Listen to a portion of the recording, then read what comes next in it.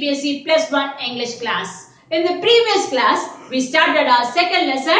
We are not afraid to die if we can all be together. Written by Gordon Cook and Alan East. First part of the story got over and we discussed a lot of things. Okay, the sailor was really in a war with water and the waves for survival. Right. Today we're gonna discuss the second part or the climax of the story. Are you all ready? If you are ready, let's begin.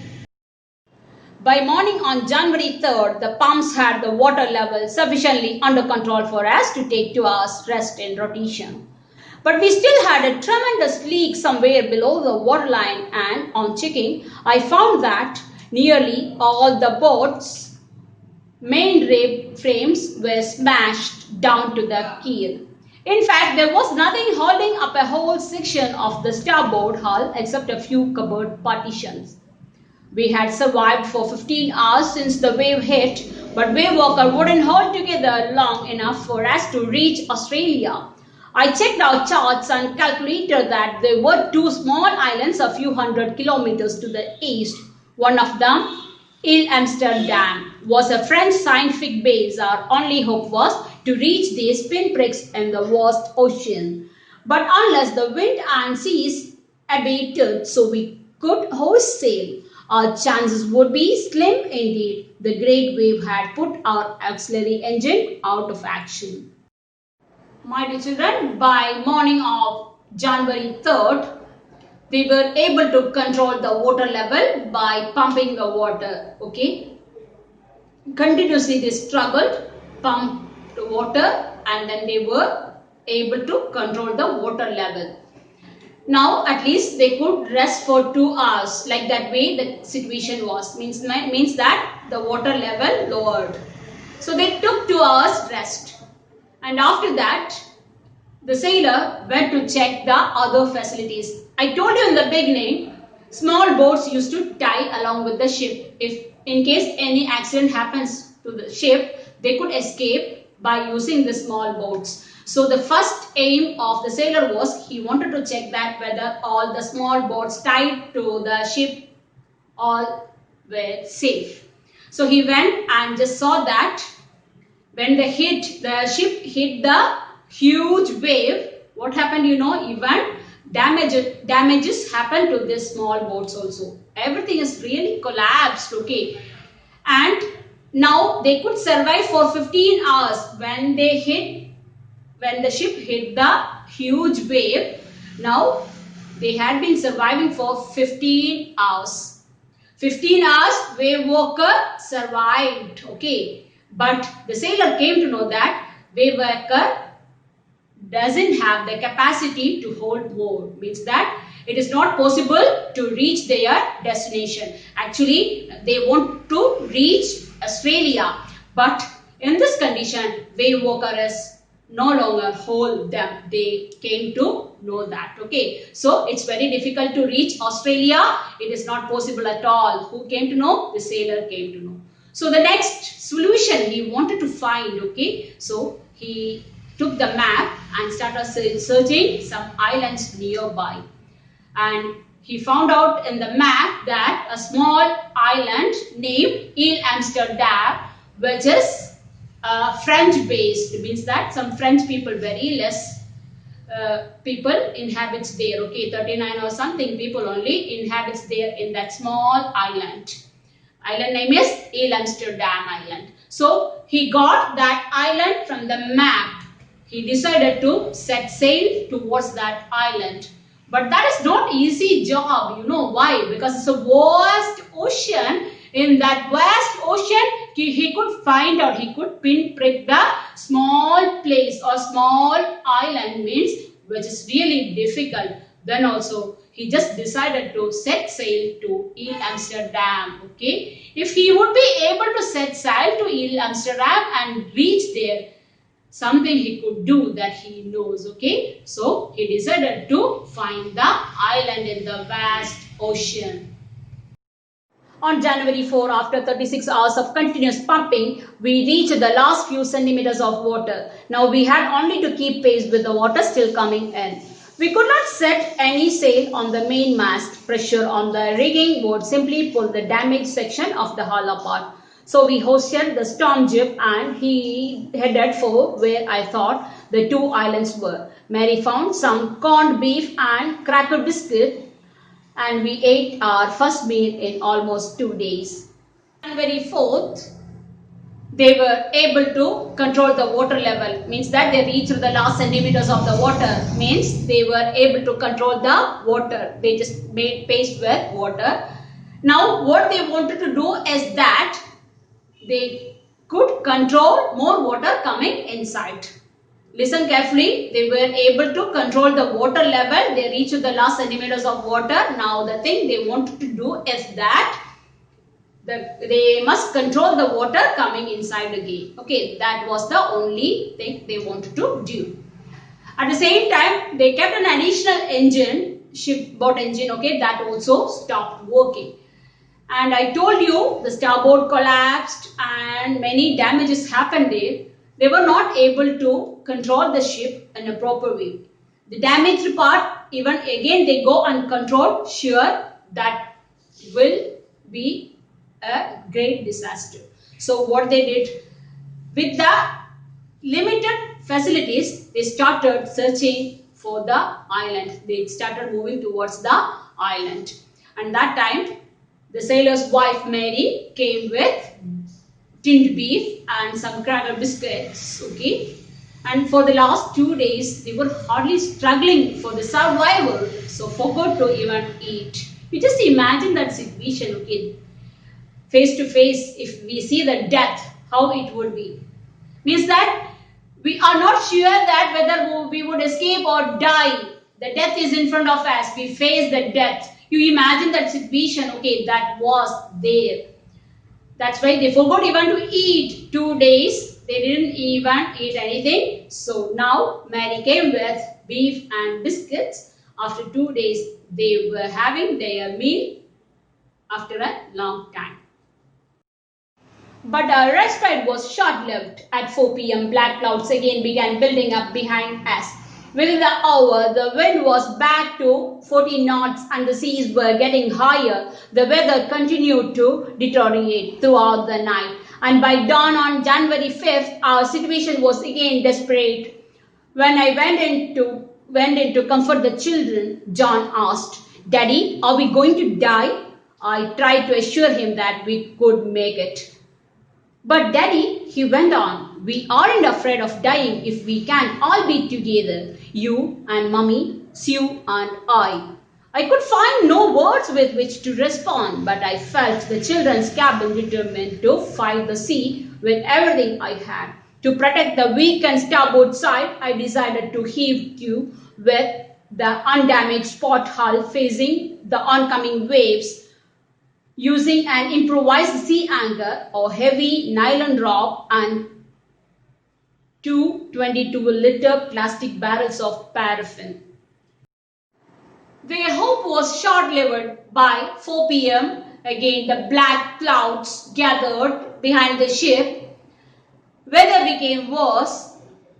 They lost the hope because again if the strong gale starts and then the big waves started coming and all, sure they won't be able to survive, okay, that they know. So they lost the hope. That time the sailor, he wanted to comfort his children, okay. I told you Jonathan and Suzanne. He went to children's cabin to comfort his children. And that time the small boy, Joe, Jonathan, he used to call him as Joe. Joe asked his daddy that, "Daddy, are we going to sing?" He asked this question to his daddy. So, as a father, he was not able to give any reply, but he said that, "No, with all my strength, I'll just try to do something." Like that, he replied. But the small boy, what he said, you know, he said that, "Daddy, it doesn't matter. We are not afraid to die if we can all be together. You, Mummy, me and Sue. We, the whole family, are here together. So if something happened to the ship, we'll die together. So we are not afraid to die if we can all be together. Like that he said. Now our sailor, he did not have any words to reply, okay, because he was stunned to hear the small boy's words, okay. He became very mature, like that way he just spoke. So he was really shocked. That moment the sailor decided that nothing should happen to the children's cabin. If some disaster happens also, nothing should happen to the children's cabin. Like that way he just thought. He took the other canvas, waterproof material and all, and made some arrangements to protect the children's cabin. Okay, as a father, only that he could do that time. Okay, so he decided to do something. Why? Because when he heard the words from a small boy, he really was speechless. Okay, that's why he decided to do something for the children. And only he could do some arrangements to protect them. That only was the thing he could do that moment. Okay.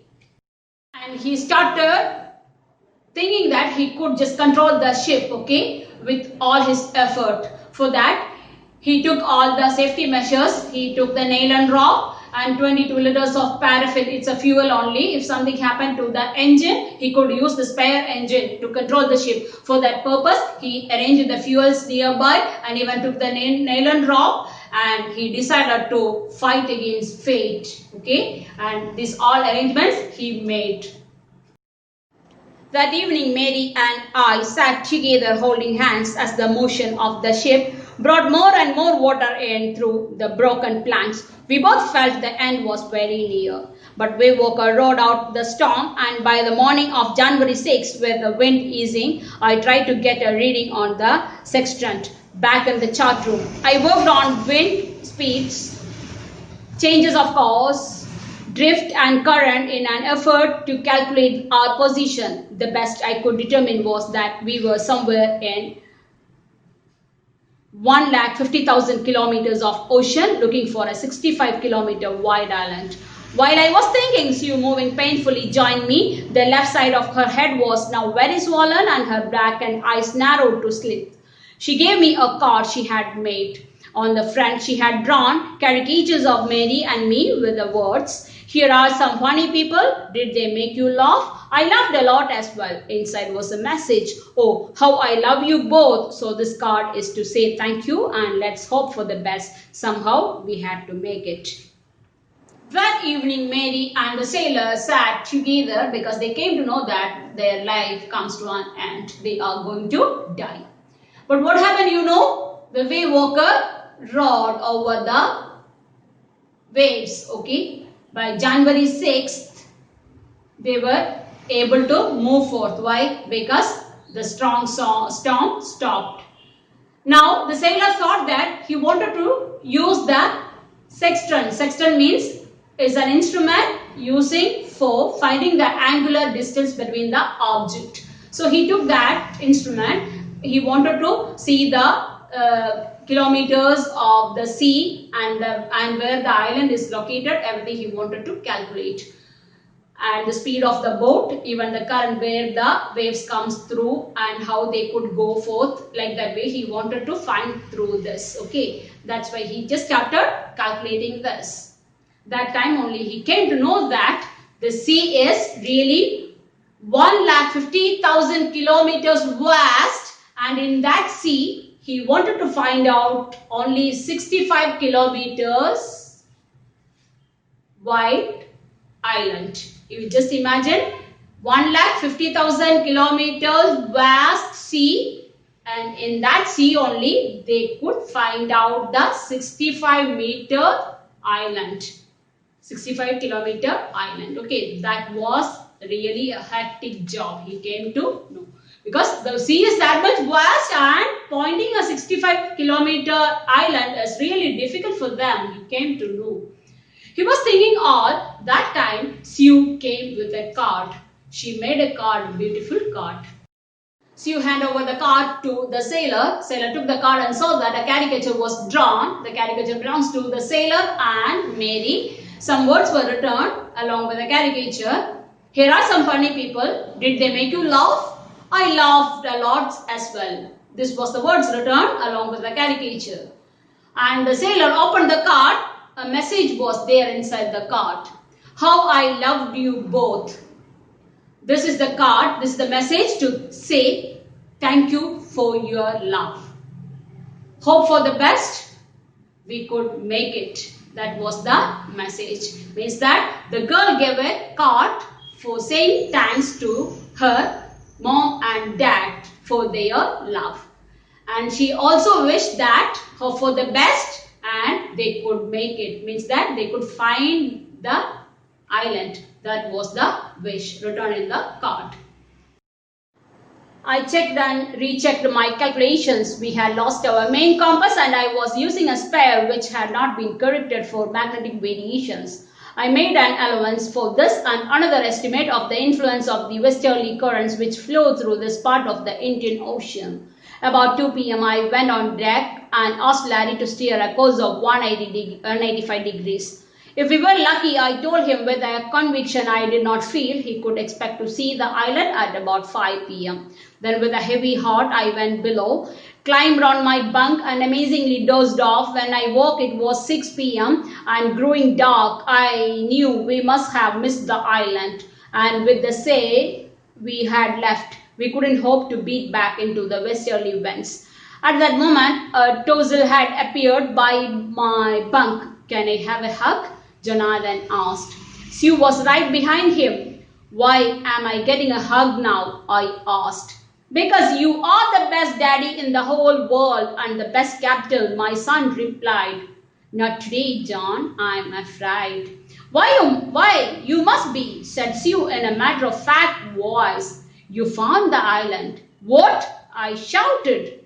It's out there in front of us, they chorused, as big as a battleship.